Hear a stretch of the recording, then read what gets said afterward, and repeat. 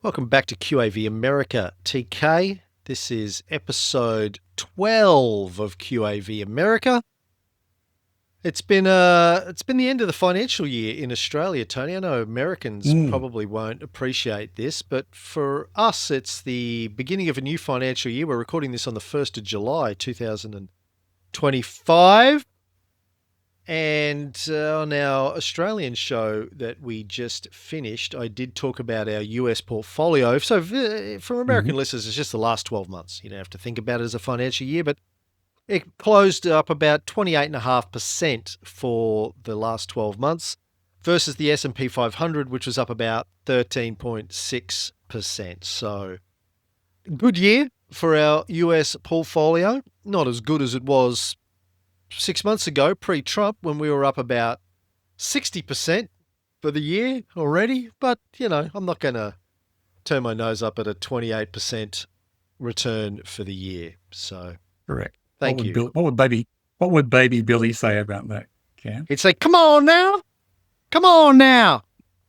Baby Billy from the Righteous Gemstones. If you haven't watched that TV show, Danny McBride's show, love it. Just finished. Great show. Tony, also on our Australian show, I mentioned the Z score, and we talked a lot about Stockopedia and the Z score and whether or not we want to keep it in our checklist or not. We decided to rip it out, that it is going to come up in the pulled pork I'm going to do today on Korean steelmaker PKX or POSCO. But just for any US listeners that are using our checklist, I'll have a new version up this week where I'm going to rip out the Z score.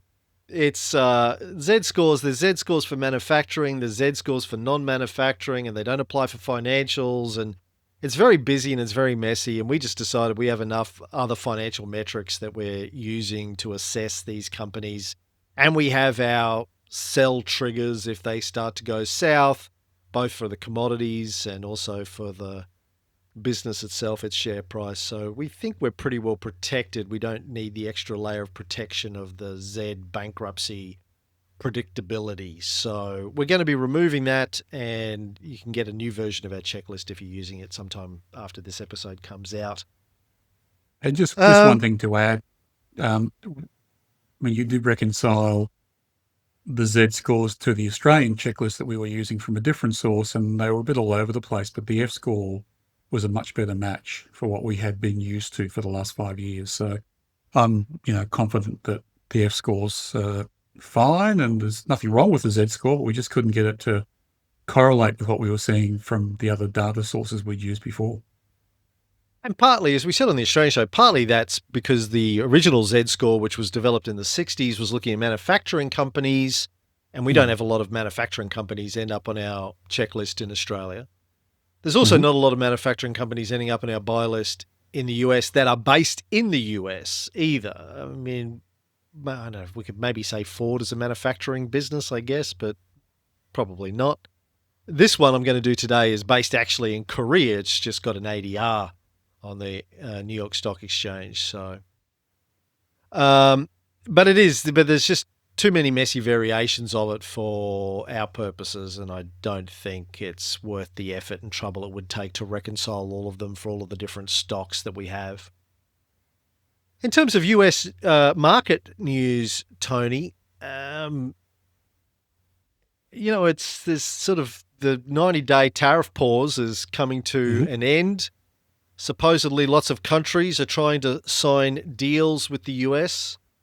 Whether or not those deals are much different to the deals they already had in place before Liberation Day, we'll find out when we know more. But the big, beautiful bill is still yet to pass through the Senate. Our old friend Elon Musk has become a little bit vocal again in the last few days against the bill. I'm not sure if he had the Neuralink chip taken out or put back in or rebooted or upgraded, but I think it was glitching for a few weeks there. Right. A bit like my camera. He walked past a big magnet. Yeah. Yeah. I gotta show you. This is completely got nothing to do with investing. But do you know who Bob Ezrin is? I do not. One of the greatest record producers of all time. In the 70s, he was the producer behind some of Lou Reed's best albums, Alice Cooper's best albums, Kiss's best albums. Was one of the great record producers of the 70s, but he also produced The Wall for Pink Floyd. And I was watching a bit of an interview with him the other day talking about the production value of The Wall. And you put it on and listen today, something like Comfortably Numb. And it's just magnificent, the sound and the ambiance and everything. And he was going into great detail in this talk, talking about magnetic tape. And he said when they recorded the drum and bass for Comfortably Numb, he said we made one copy of it, which was a mono copy, to put on our 24 track. He said we recorded it on a 16 track, but then we put it in a safe and locked it away for months and months and months and didn't listen to it. He said because every time you pass a magnetic tape over a tape head, it's Right. it's deteriorating, it's pulling atoms, shredding atoms off of the tape, which lessens the quality. So we had this really dinky mono version of it on our 24 track that we were using as the backing track. And then right at the end, they'd used all the other tracks on the 24 track. And so they had to delete the drum and bass backing track and pull this one out of the safe and put it in. So it had this pristine quality to it. But he was like so deeply passionate about talking about magnetic tape and atoms and all of the stuff to get this quality. I dug it. It was really, really cool. Anyway, back to Elon. Yeah, Elon's chip malfunctioned, or maybe he took more ketamine, less ketamine. I don't know what's going on. But anyway, he's now saying in the New York Times today, is covering this, that he is promising a new political party if the GOP bill passes, his New America Party that will challenge Republicans. So it's back on. Musk, Trump 2.0, 3.0, whatever .0 this is. I'm not sure how many iterations of their relationship we've had in the last year. They hated each other, then they were best friends, then they hated each other, then they were okay again, and now they're going to war again. So watch this space. Meanwhile, the share market just chugs along, doesn't it? Share market does, but the dollar's not too great. The dollar's had its worst start to a year since 1973. Continued to slide even as President Trump has backed down from his tariff threats and the US stock market has recovered from its losses, according to the New York Times. The United States currency has weakened more than 10% over the past 6 months when compared with a basket of currencies from the country's major trading partners. The last time the dollar weakened so much at the start of the year was 1973, after the United States had made a seismic shift that had ended the linking of the dollar to the price of gold. So that's not a good thing for the US economy. Well, yes and no. It's not a good thing if you're buying overseas items and you're living in the US, but if you're exporting them, it's a good thing. They become cheaper to your customers. So depends how you look at it. That's right. There's always two sides of the currency coin, the FX coin. Well, speaking of which, unless you've got any other US news, I'll get into my pulled pork. No, please do. I do not. Well, this is another foreign company, as I said, and a fascinating one. Again, I really learnt a lot of stuff about businesses I didn't know and countries that I didn't know, and I'm going to take us down a couple of rabbit holes, historical rabbit holes. I hope everyone's got their comfy pants on, because we're gonna do a Cameron pulled pork, which is a lot of completely irrelevant, slightly connected historical dive. So as I said, this company's called POSCO Holdings. They're an ADR out of Korea on the New York Stock Exchange. We talked about ADRs a bit last week. They're a behemoth, Korea's steel behemoth, cranking out roughly 40 million tons of crude steel a year out of the Pohang and Gwangyang mills. Plus, they have diversified now into battery materials, LNG, and a construction business. But 75% of their revenue still comes from churning out steel.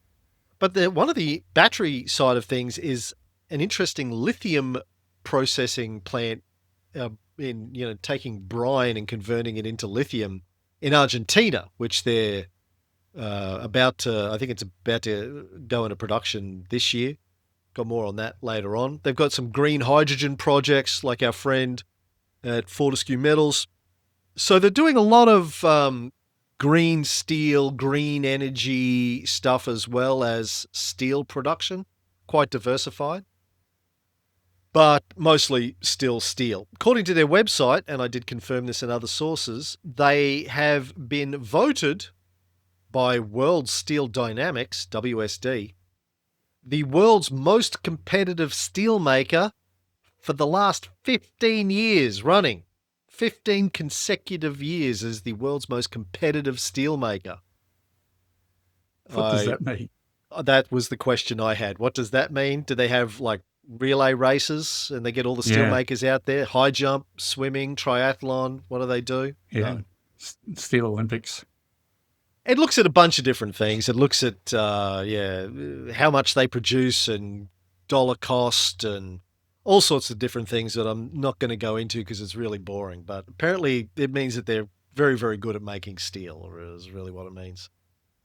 They also run the world's largest integrated steelworks in Gwangyang in Korea.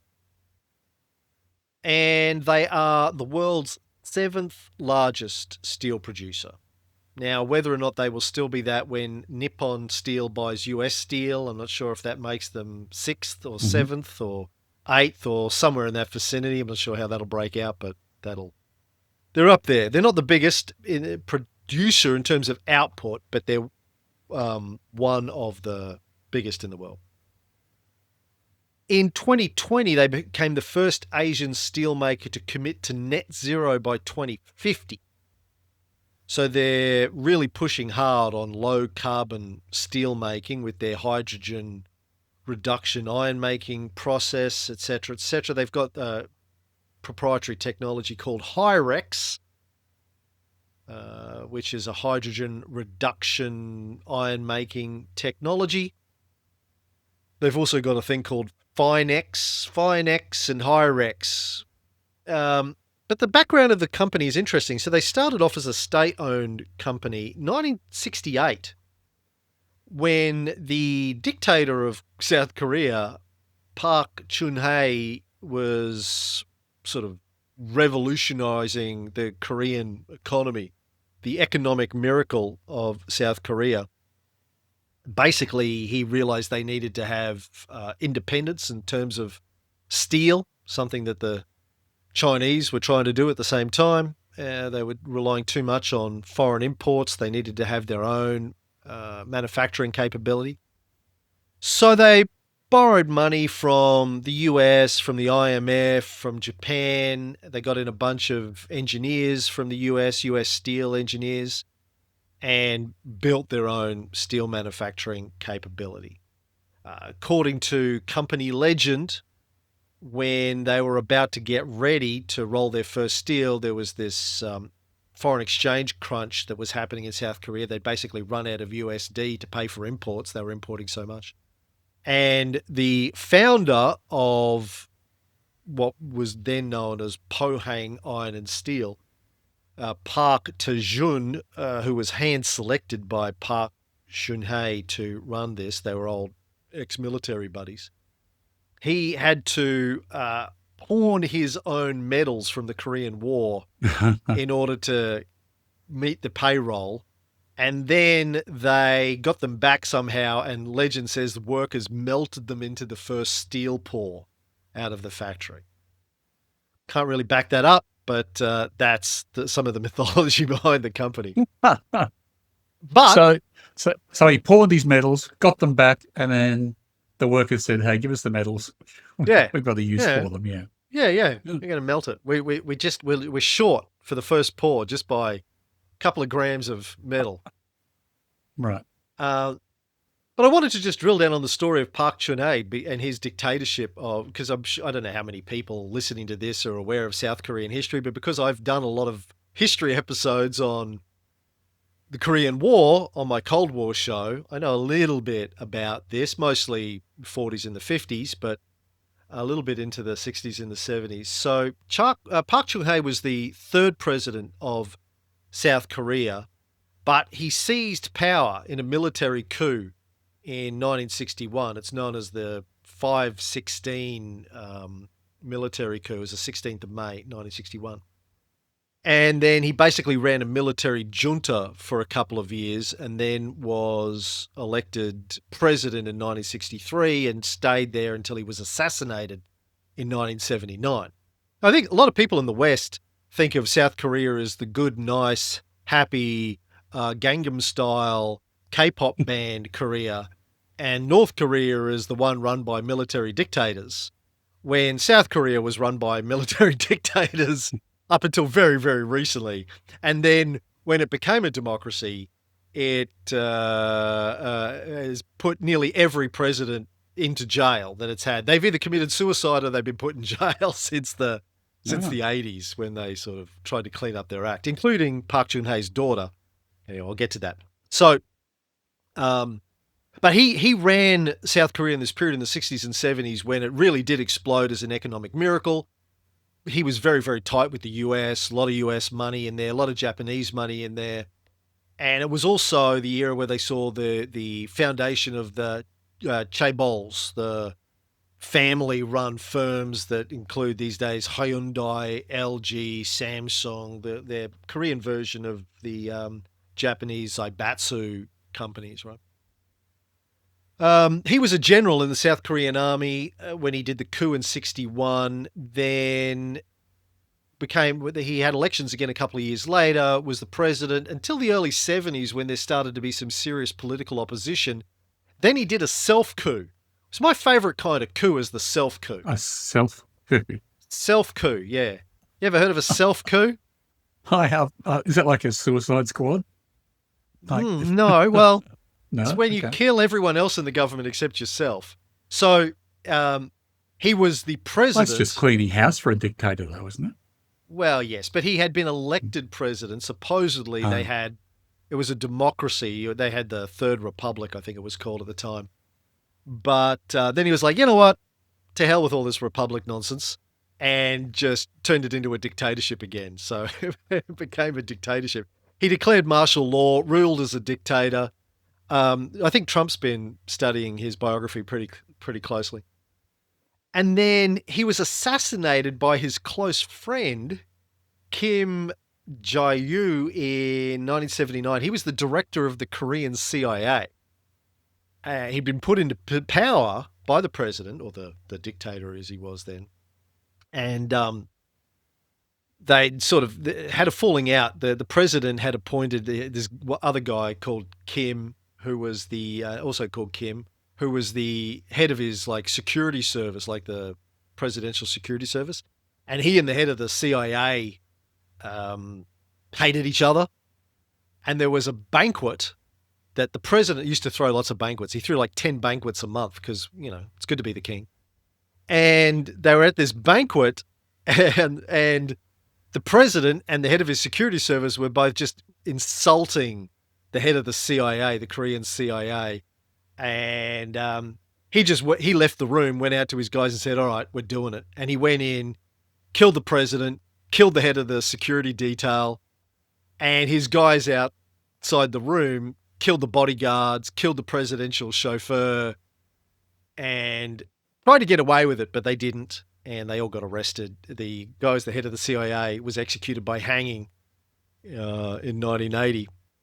But Park's daughter, the president's daughter, Park Geun-hye, ended up being the 11th president of South Korea from 2013 until she was impeached and convicted of corruption charges in 2017, sentenced to 32 years in jail.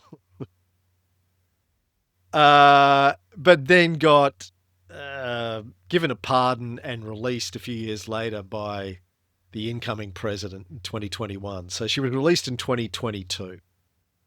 But a couple of months after her dad did the coup, he assigned Park Tae-jun as the chief secretary of the National Reconstruction Council and then put him in charge of building the steel business. So that's how it was the dictator, his military junta at the time, who put this guy, who's an old army buddy of his, in control of building what is now POSCO, the steel business, the friendly, environmentally friendly steel business.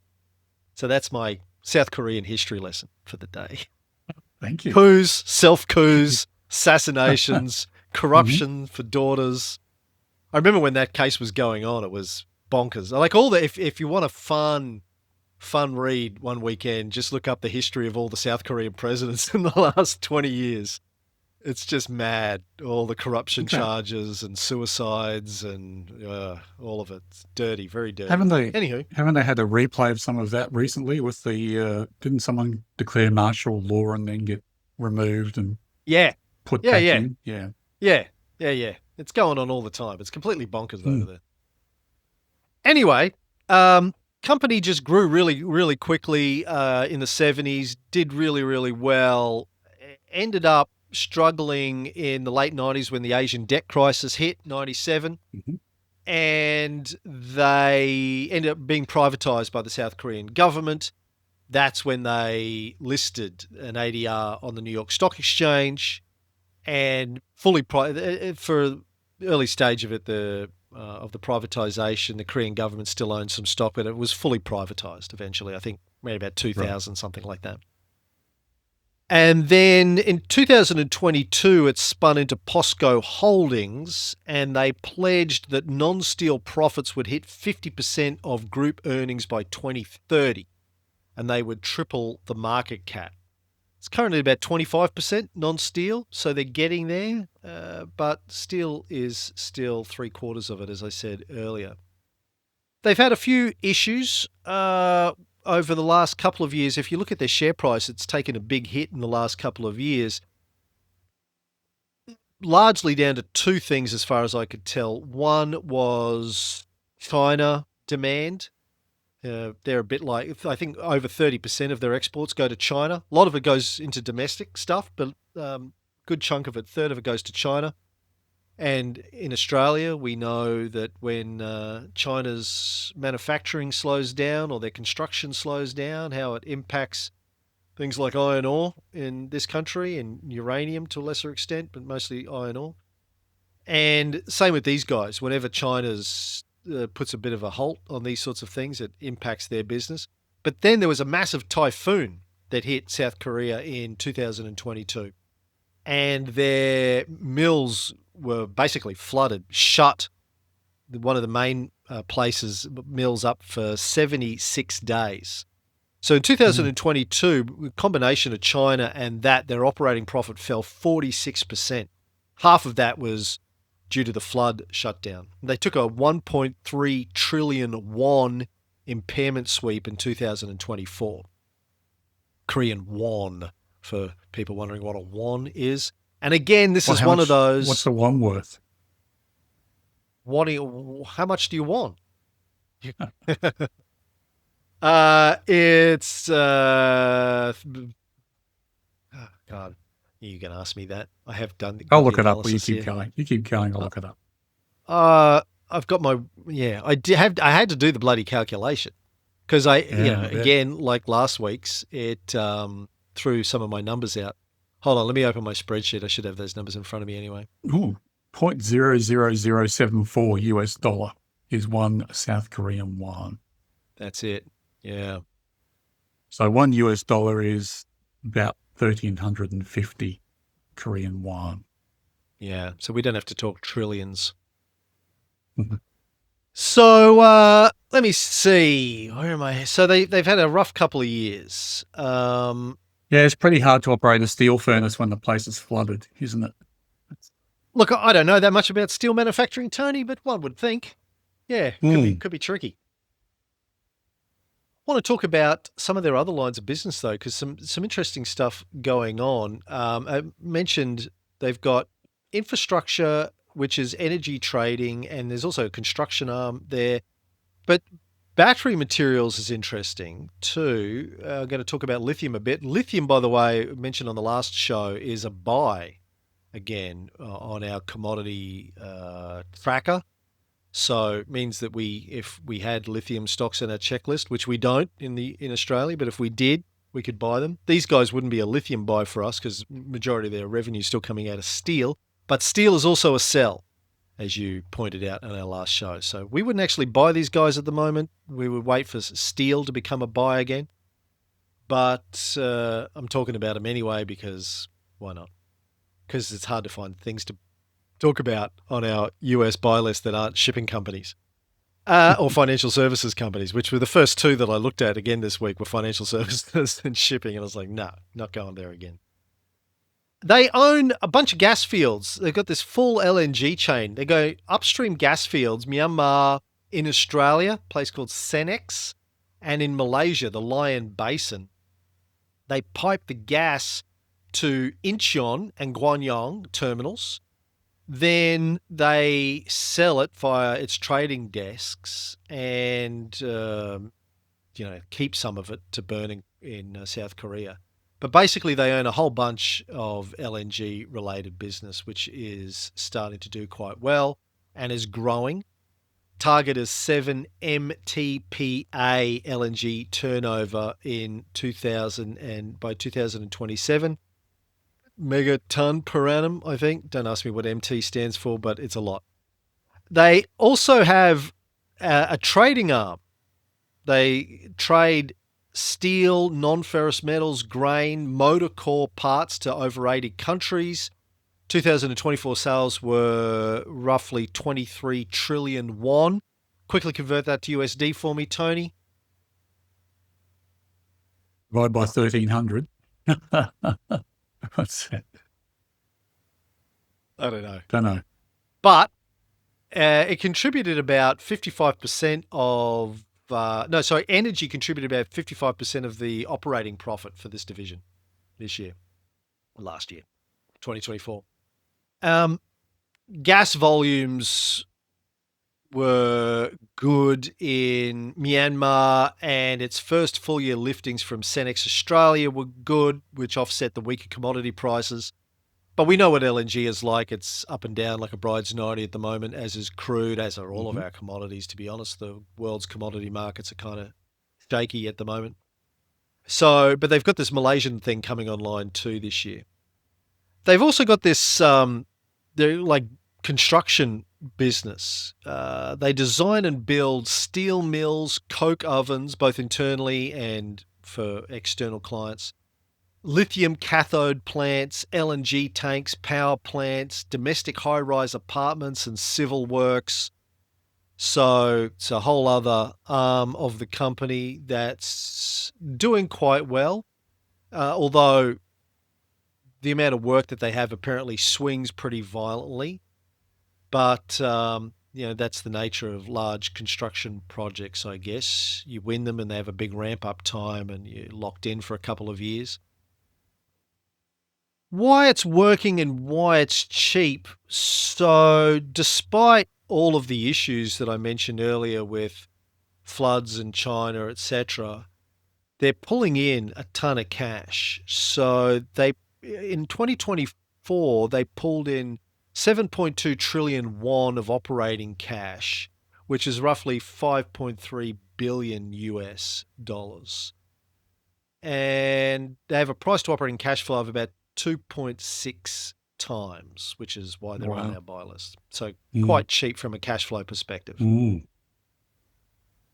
they've got a couple of, I don't know if these are moats, but a couple of significant edges that may not be really being taken into account in terms of their valuation. I mentioned the Guangdong mill. Sorry, let me start again. The Guangdong number 3 mill, they've got a couple there, is the world's largest single blast furnace. And the scale of it enables them to underprice most of their competitors, which maybe is why they win their most competitive steelworks title that we mentioned earlier, by 20 to 30 US dollars a ton. So despite what my wife told me, size does matter, Tony, when it comes to steel plants. Anyway, they have the proprietary low carbon tech that they're pushing hard on, which means that they can compete in low carbon projects where people are insisting that you can deliver a Hmm. low carbon solution for your manufacturing or delivering steel. And they're also sort of an iconic company in South Korea. So the fact that they're not state owned anymore doesn't mean that they're not sort of protected, as I understand it, by the Korean government. If they get into sticky times, it's commonly believed that the South Korean government would probably give them a cozy bailout if anything really, really bad happened. So, despite having a relatively low Z1 score, about 1.8, whether or not they're an actual bankruptcy risk is debatable. I mean, they could take a big hit. We know that when governments come in to bail businesses out, it's not necessarily a good thing for shareholders, but we Hmm. have we have our triggers for getting out of things before they get to that stage, Yeah. unless it's happens overnight and you can't get out. That's always a risk. Why it might be wearing a discount? China is apparently over capacity at the moment with Right. steel and construction, all those sorts of things at the moment. The lithium price collapsed, but as I said, it's just starting to turn around again, and Hmm. we're tracking that. Steel is still a sell, though, just to reiterate that. And the 2024 impairment sank operating profit by 38%. The Altman ratio, as I said, probably scares some of the quants off, but it's also got some. It's got the volatility of the US tariff stuff, big tariffs on steel. I think Hmm. it's like 50%. Nippon Steel buying US steel, what that's going to mean for them to be able to export to the US market.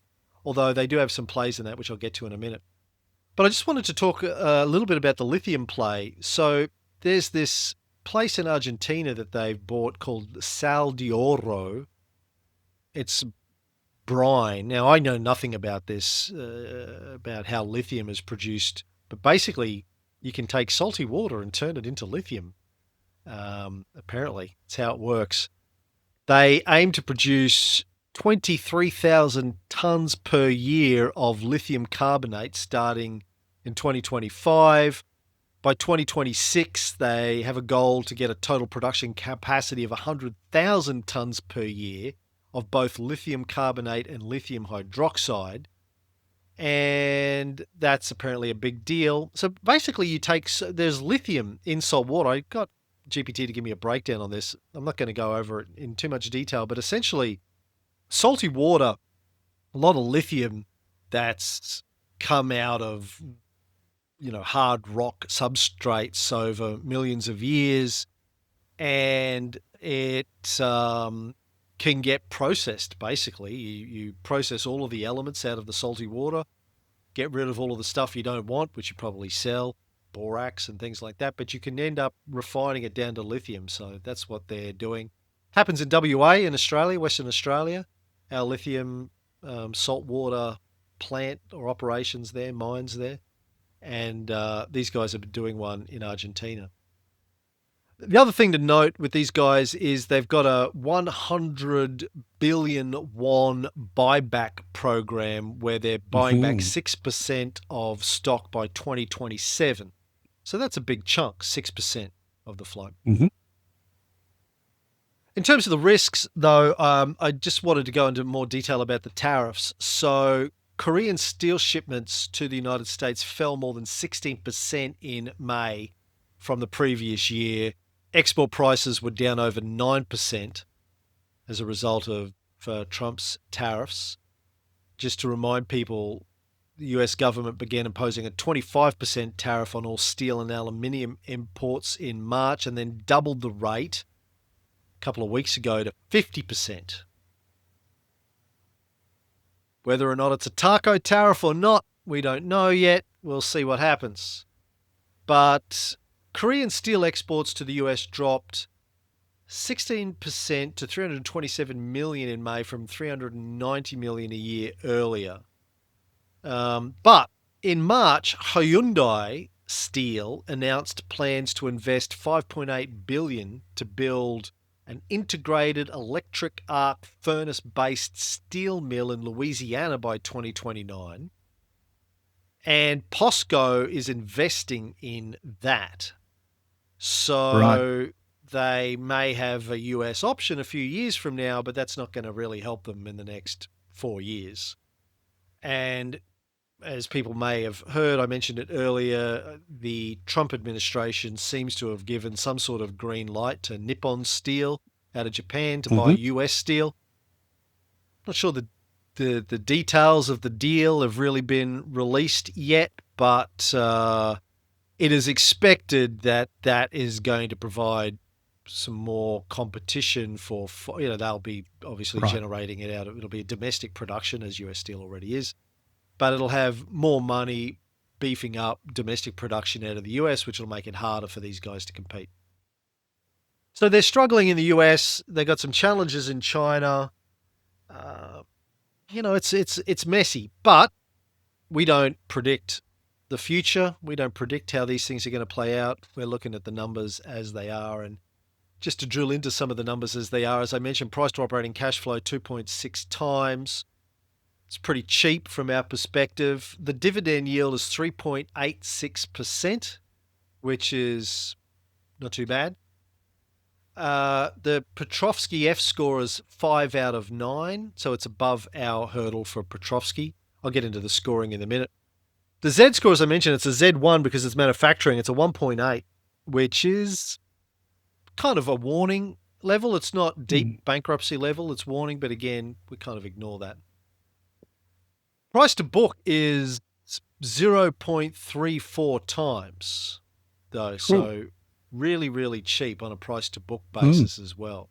You're basically buying hard assets, mills, lithium, brine, LNG stakes at about 1/3 of the book price.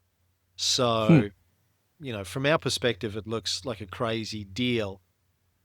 Mr. Market could be factoring a whole bunch of things like tariffs in China and further impairment costs that haven't hit the books yet that we don't know about.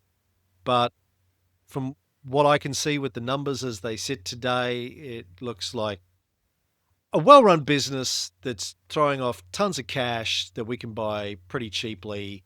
And I don't see it disappearing overnight for all the reasons I Right. mentioned earlier. And if I can just throw my 2 cents worth in, and I don't know a whole heap about international steel markets, but I have owned BlueScope Steel in the past, which is an Australian steel company. And it strikes me that tariffs are kind of just another version of what's happened internationally in steel markets for a long time. Tariffs kind of went away, but then I know in Australia, for example, they've relied on anti-dumping legislation at various international courts to try and stop companies from overseas dumping steel into Australia, which is not exactly a tariff, but it's kind of equivalent. It's trying to, favor the local producer over someone who can do it cheaper from overseas. So, Yeah. I imagine that a company who's been playing in this market for a long time has experience with dealing with tariffs and dealing with international issues. So, even though, as you said, their sales are down to the US, they've probably gamed different scenarios to take that into account. And maybe diversification to lithium is one of them. But well, I guess my point is tariffs aren't a new thing for them, and they're still standing. And as you said, they're throwing off lots of cash that'll probably keep standing. And I think the big question is how much Trump coin have they bought? That'll probably be the deciding factor, I think, of how they treat it. Yeah. So basically, cheap cash gushing steel dinosaur mutating into a battery materials phoenix. Yes, ChatGPT did write that for me. It's an interesting play. Um, Mm. but again, red flags. China price war could chop it in half too if China starts making their steel cheaper, both domestically and internationally. Tariffs, FX blow ups, all sorts of things could go wrong with this, but Hmm. we don't predict the future. If I go through the numbers, oh, by the way, it has a kind of a recent 3 point upturn, which I like too. Hmm. It didn't score for it because when I look at the Bretelator, for new listeners, that's our charting tool. It um, it looks like it actually breached the buy line just before their March results came out, Right. but effectively it was just it's sort of line ball. So I would score it for, if I was going to Yeah. manually score it, I would score it for that. So its score would be even better than it is. When I had to, it also scored better before I had to factor in the won to USD conversion for our intrinsic values. Hmm. But it still came out quite positive. So if I run through the scores one by one, yes, it's got a positive sentiment.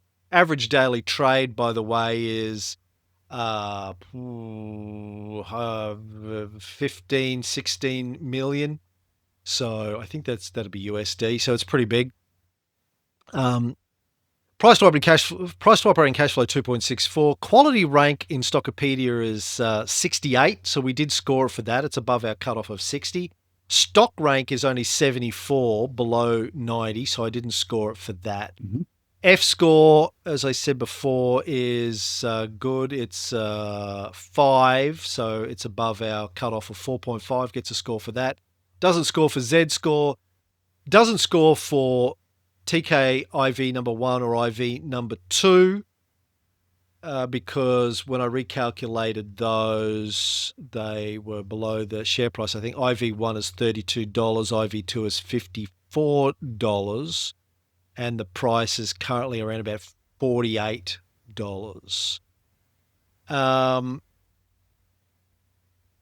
well, that is less than 52, isn't it? Yeah. 54. It should get Hmm. a score for that one. Sorry, my mistake. Should get a score for that. Price is less than book. Price is less than book plus 30. It didn't score for new 3 point upturn, but I would give it one too if I was doing it manually. Growth over PE is not greater than 1.5. Book value growth is positive. PE is not less than the yield. Couldn't score it for that. Yield is not larger than the bank debt. Couldn't score it for that. Mortgage rate. The IV number IV number 2 is not greater than 2 times the current share price, so it wouldn't score for that. All in all, when I did it, it had a score of 10 out of 16, but it would probably have 12 out of 16 if I was going to redo it manually. As it was, it got a quality score of about 62 and a QAV score of 23, 24. So it'd be a little bit better than Pretty good. that. But again, Yeah. it's one of these ones that, yeah, it has all sorts of problems and all sorts of issues that Hmm. could be a problem. But at the end of the day, very old business, throwing off a ton of cash, seems to be very well run and really cheap by our metrics. So I like it, except steel is not in a buy state at the moment. You can buy it anyway if you don't give a shit about steel commodities, but for the commodity price. But we would tend to wait until Hmm. steel turned back up and became a buy again. But check it out, have a look at it, keep an eye on it. I think it's a good one. I think you can. It's interesting to learn about Korean steelmakers and Korean chabols and Korean dictators. Very good. Dictators and assassinations and self-coups. Yes. You learned about self-coups today, Tony. Hmm. All right. Well, Likewise. I can hear my doorbell going. That's weird. That's all for the QAV America show today, Tony. We'll be back next week with see what happens in the new financial year in our US portfolio. Yeah. Have a good week. Thank you, Tony. You too. Yeah. Cheers.